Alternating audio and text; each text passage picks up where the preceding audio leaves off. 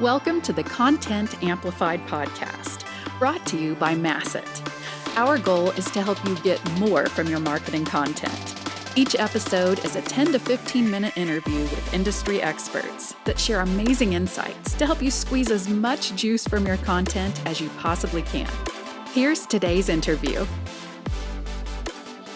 Welcome back to another episode of Content Amplified. Today we have a really good discussion queued up, and I'm really excited for the subject. I have early experience in my career with this subject, but as of late, I have to admit I'm not as up to date on it, so I'm excited to get a refresher course. Today we have Morgan on the podcast. Morgan, welcome to the show. Thanks for having me. You bet. Morgan, before we dive into the subject, if you could just take a minute and explain your background, your passions in marketing, things like that, I think that'll help us set the stage for today.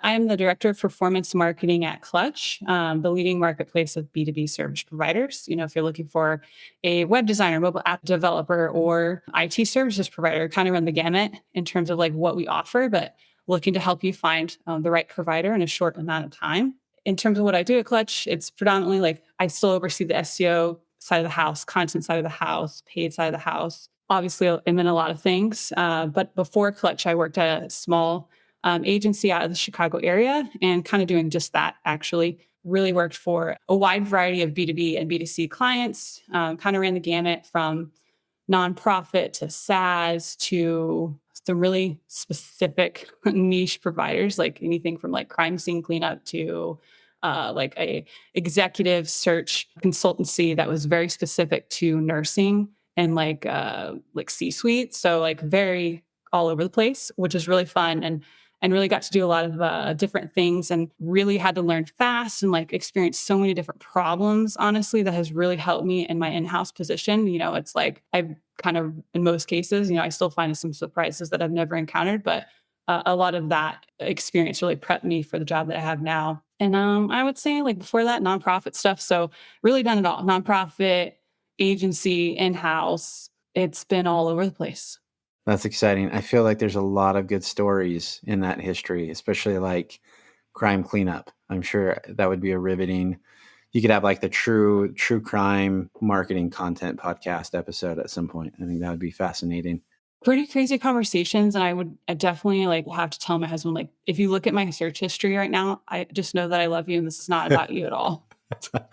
Oh, I love that. I love that. I've listened to many books where they talk about, hey, as an author of crime novels, please don't ever look at my search history. I promise it's just for my book and things like that. So it makes a lot of sense. Yep.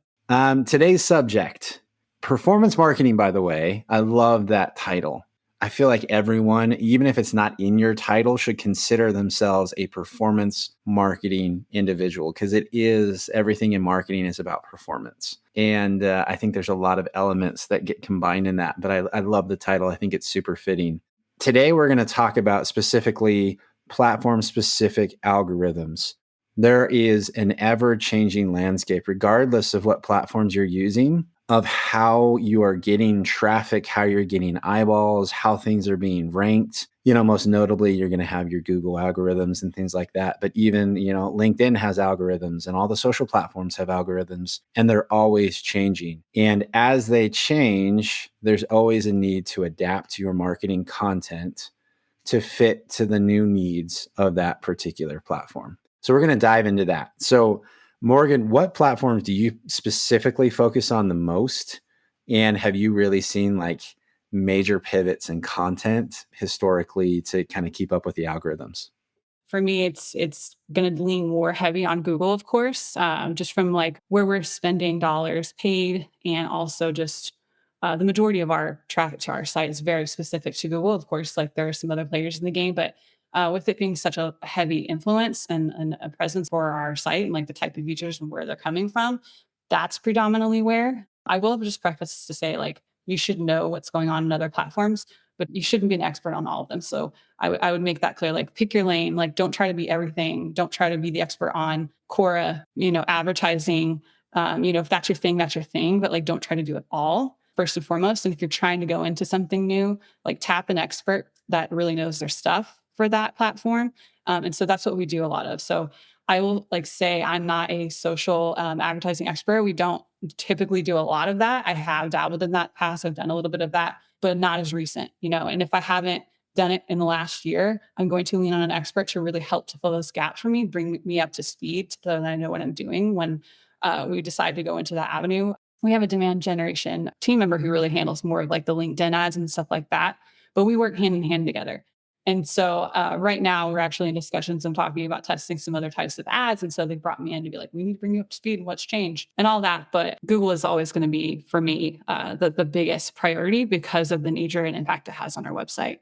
There's this element that we were talking about before where you can proactively try to make sure that your content is prepped for any potential changes, almost future proof your content. And then you can retroactively, after the change has been done, figure out ways to update it. How do you approach those two different buckets to make sure that your content is always performing how it possibly can, even if the algorithms and the landscape is changing? Right. So everyone's going to say, eat, you always got to make sure, like, do this. And like, yes, that's true.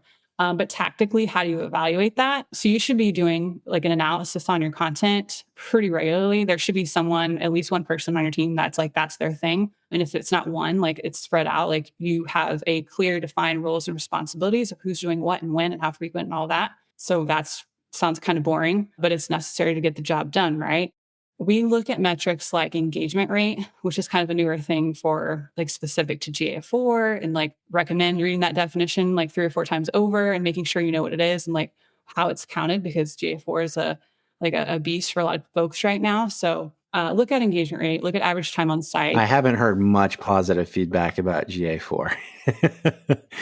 Most people have a love-hate relationship with it. Most people I know hate it. And especially on the agency side, it's just difficult. And I'll also say that our GA4 consulting page on the directory itself is like growing like gangbusters. And like there's so many people getting listed because nobody knows what they're doing except for these like really cerebral, like awesome folks that are like, we have like made it our thing to know GA4 now. And so that's a whole thing. But those are the two or the two metrics we really look at. And then just the age of like, how long has it been on? Like, make sure you're not like shooting yourself in the foot and like discounting a piece of content that just hasn't had the time on site to really perform, and look at other platforms and like formats of like how something is performed. We do have some video that we put out there. So we start to look and like, all right, like how's it performing on YouTube? Like what is the engagement on the views? Like what kind of content is trending? Like what is it how-to content that's performing better than like this interview we did? Like really assess what's working and what's not in the format and the venue and take stock. It's Q4. We're going to be doing it. We're doing a deep dive on like what worked, a postmortem, what worked, what didn't work. We do a lot of our own research and surveys. The topic that we chose for the survey that we spent money on, like, was it good enough? Did we get enough out of it? Did we put it in enough channels? Was the format right? Those are things that you really have to do consistently and regularly. Yeah, I love the deep dive. Here are the questions we have to ask about our own performance and the content. We have to be critical of ourselves in taking a deep dive and saying, okay, cool. How do we move forward? Because again, the landscape changes every single year. Competition gets better. ChatGPT comes out and there's waves of new content. There's all sorts of stuff like that.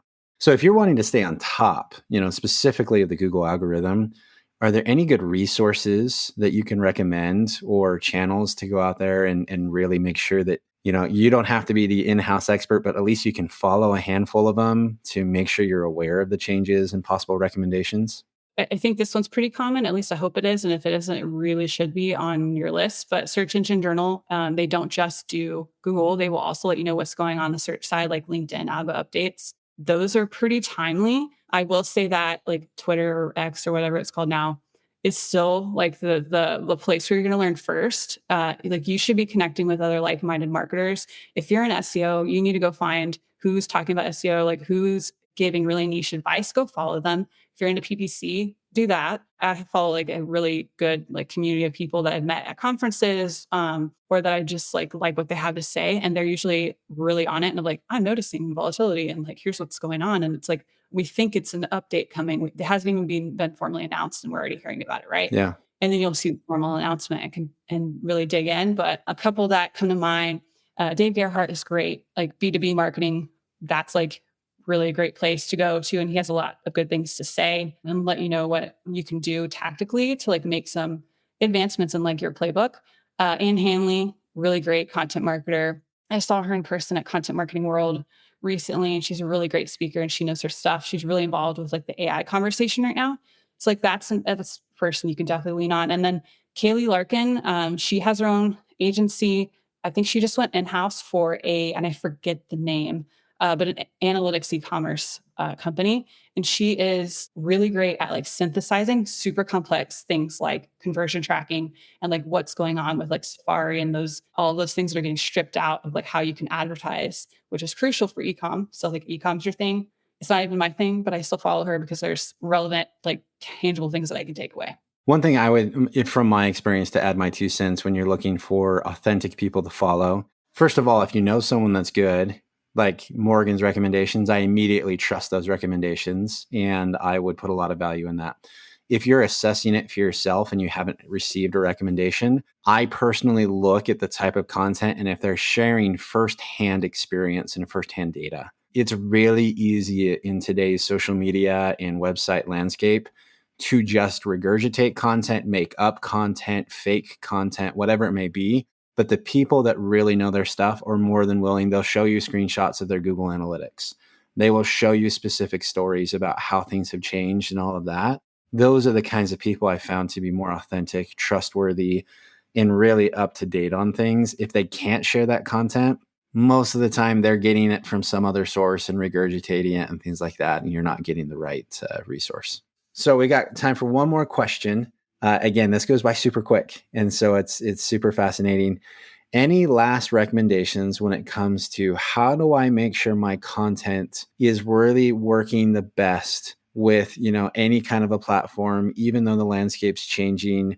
Any last recommendations for anyone really trying to make sure their content is spot on and it's getting the performance that they're hoping for when they rely on some other outside system to rank it, show it, display it, whatever it may be? Any last recommendations? I hate to like plug a tool because there's so many great ones and like your marketing is so much more than use of a tool. But I would also advise like get some heat mapping, installed on like a particular page if you have questions about, like if it's a page where, there's different page types and it really just depends. But if you've got a long form piece of content and you've got, the objective is to drive to a very specific CTA or conversion, and you're not seeing the performance that you expected and you thought it was like a killer topic and don't understand what's happening, installing something like heat mapping could be like Hotjar. There's a couple other products out there that do the same thing. Understand how far that like page scroll, which you can also still add that conversion elsewhere, but you can actually see the recorded conversions of people that are on your site and where they're going, where they're clicking, and maybe they're skipping over your information. Other thing I would recommend is Winter. Winter is I'm probably going to butcher it, but to me, it's a copy testing platform where you can go in and very quickly, without having to do this huge qualitative study or this like survey of respondents or like this huge interview process with your clients, which you should do that at some point anyway, but you can't always do it. Don't always have time, right? You can plug in your landing page or whatever page you're really wanting to get information from and like test the copy against real people and marketers or your specific group that you're targeting and get that real-time feedback so you're able to make adjustments really quickly. And you'll know what works and what doesn't pretty quick. I love it. Perfect. Well, Morgan, thank you for taking the time and sharing your expertise. I have learned a lot and have a lot of things on my list that I need to continue to update and kind of stay on top of. If anyone here wants to continue the conversation, how do they get in touch with you online? Feel free to find me on LinkedIn. I'm pretty easy to find. Otherwise, if you're interested in checking out Clutch, please do so. It's clutch.co. There you go. And we'll link to both of those in our social media releases in the show notes. So, Morgan, thank you so much for the time. We appreciate it. And we'll try to have you back on for that true crime content podcast episode sometime. That sounds great. Thanks for having me. Thank you for listening to the Content Amplified podcast. Please subscribe and leave us a review. And for additional ways to get more out of your content, visit our website at getmasset.com. That's getmasset.com. And tune in next time to the Content Amplified podcast.